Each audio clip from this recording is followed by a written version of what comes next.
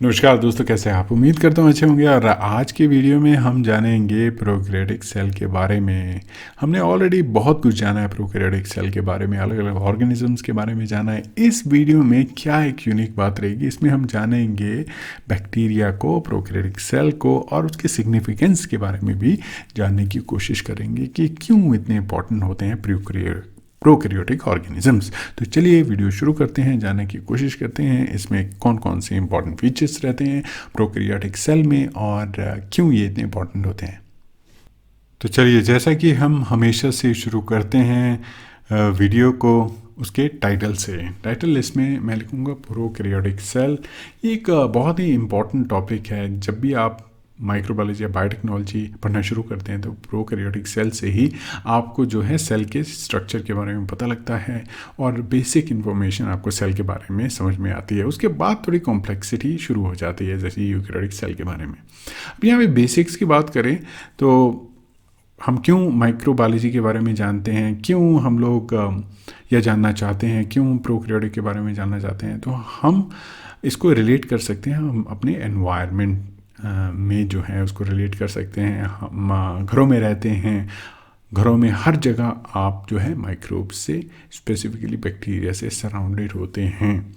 Next, हमारी जो body होती है उसमें भी बहुत सारे ऑर्गेनिजम्स सरफेस पे रहते हैं और हमारे गट में बहुत ज़्यादा ऑर्गेनिजम्स हमारे रहते हैं। Oral microflora, gut microflora, lung microflora, skin microflora, इस तरह के बहुत सारे ऑर्गेनिजम्स, और most of these organisms they are prokaryotic.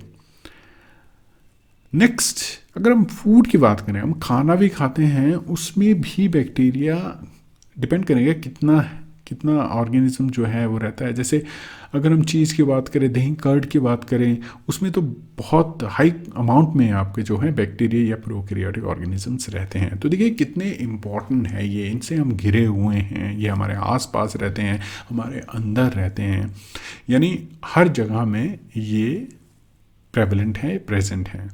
सो हमारे इर्द गिर्द, हमारे आसपास बहुत सारे माइक्रो ऑर्गेनिजम्स रहते हैं और हम इनसे सराउंडेड हैं। तो इस स्ट्रक्चर से आप देख रहे हैं कि हम लोग उनसे घिरे रहते हैं। नेक्स्ट, हमें ये जानने की ज़रूरत है कि उनका स्ट्रक्चर कैसे रहता है। टिपिकल बैक्टीरियल सेल्स की यहाँ पे बात करने वाले हैं हम लोग। तो टिपिकल बैक्टीरियल सेल जो है वो यहाँ पे बेसिलाई की बात करेंगे, और राउंड भी हो सकता है इस तरह से, बेसिलाई रॉड शेप्ड जिसको हम कह सकते हैं वो भी हो सकता है, कोको बेसिलाई भी हो सकता है, यानी very very similar to coccus as well as to bacillus. उसके आउटर जो है ग्राम नेगेटिव की हम बात करें, उसमें फिम्ब्रिय हो सकते हैं। फिम्ब्रिय का स्मॉल अपेंडेज स्ट्रक्चर होता है जो बहुत इंपॉर्टेंट रोल प्ले करता है अटैचमेंट में, चाहे वो दूसरे बैक्टीरिया सेल के साथ अटैचमेंट हो या सरफेस के साथ अटैचमेंट हो या मूवमेंट में हेल्प करता है। और फिम्ब्रिय, पिल्ला, इस तरह के स्ट्रक्चर जो है आउटसाइड रहते हैं। Next, you have cell wall, और येलो कलर में जो आप देख रहे हैं वो सेल मेम्ब्रेन है। उसके बाहर आप देख रहे होंगे कि एक वॉल है, उसको सेल वॉल हम कहते हैं, जिसमें नेगेटिव के केस में आपके पास थिन पेप्टाइडोग्लाइकन लेयर रहती है, पॉजिटिव के केस में आपके पास थिक पेप्टाइडोग्लाइकन लेयर रहती है। तो इस तरह से सेल जो अपने आप को प्रोटेक्ट करती है। उसके बाद आता है आपके पास न्यूक्लियोइड। न्यूक्लियोइड वो रीजन है जहाँ पे आपके पास जेनेटिक इन्फॉर्मेशन रहती है। माइक्रोब्स में भी आपको जो है वो डीएनए एक जो है एग्रीगेट फॉर्म में रहता है, जिसको न्यूक्लियोइड हम यहाँ पे कह रहे हैं। तो रेड कलर में आप देख रहे हैं। फिर ग्रीन कलर में मैं इंपॉर्टेंट ऑर्गेनेली बना रहा हूँ, जो कि राइबोसोम्स हैं। बैक्टीरिया के राइबोसोम्स अलग रहते हैं और बैक्टीरिया सिंपलर है, इसमें बहुत ज़्यादा कॉम्प्लेक्स या सब कंपार्टमेंट ऑर्गेनेलीज नहीं रहती हैं। आपको एंडोप्लाज्मिक रेटिकुलम नहीं है, माइटोकॉन्ड्रिया नहीं है, आपको गोल्गी अपरेटस नहीं है। तो ये सारी चीज़ें यूकैरियोटिक सेल्स में रहती हैं। एक इम्पॉर्टेंट स्ट्रक्चर जो इसमें यूनिकली प्रेजेंट होता है, और इसका फ्लैजेलम जिसको हम कहते हैं, मोटिलिटी में इसका बहुत इंपॉर्टेंट रोल होता है, और सभी में ये स्ट्रक्चर प्रेजेंट नहीं रहता है। जो नॉन मोटाइल ऑर्गेनिजम्स होते हैं उसमें नहीं रहेगा, जैसे कि स्टेफिलोकोकस ऑरियस, स्ट्रेप्टोकोकस निमोनी, इसमें फ्लैजेलम आपके पास नहीं रहते। ये नॉन मोटाइल ऑर्गेनिजम्स होते हैं। लेकिन जो मोटाइल ऑर्गेनिजम्स होते हैं, जैसे क्लेब्सेला आपके पास आ जाता है। उसके बाद आपके पास नेक्स्ट इंपॉर्टेंट ऑर्गेनिज्म आपके पास आता है इकोलाई, साल्मोनेला टाइफी। इसमें आपके पास फ्लैजेरल स्ट्रक्चर्स रहते हैं जिससे बैक्टीरिया जो है मूव कर सकता है। आप सूडोमोनास जैसे आगे अलग तरह की मोटिलिटी ये दिखाते हैं। ये काफ़ी मोटाइल होते हैं। मोटाइल मीन्स मूव करते हैं एक प्लेस से दूसरे प्लेस में।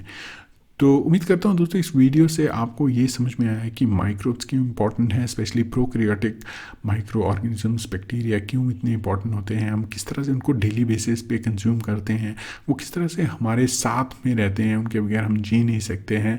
तो बेसिकली उनके लिए, बहुत सारे ऑर्गेनिजम्स के लिए तो हमारी बॉडी ही उनका घर होता है, और उनके स्ट्रक्चर्स कैसे रहते हैं, एक टिपिकल बैक्टीरियल सेल का स्ट्रक्चर कैसे होता है, वो कैसे दिखता है। तो उम्मीद करूँगा इससे आपका जो है नॉलेज बढ़ा है, आपको एक इंटरेस्टिंग इन्फॉर्मेशन मिली है इस वीडियो से, और आई एम श्योर दैट ये वीडियो जो है आपकी स्टडीज़ में हेल्पफुल होने वाला है। तो चलिए दोस्तों, मिलेंगे अगली वीडियो में जहाँ पे इसी तरह के टॉपिक को हम कंसीडर करेंगे, उसके ऊपर वीडियो बनाएंगे और जानने की कोशिश करेंगे कि कॉन्सेप्ट क्या है, उसको समझने की कोशिश करेंगे, उसको डिटेल में और सिंपल भाषा में उसको जो है उसके डिटेल को हम आपके साथ शेयर करने की कोशिश करेंगे। तो चलिए दोस्तों, मिलेंगे अगले वीडियो में।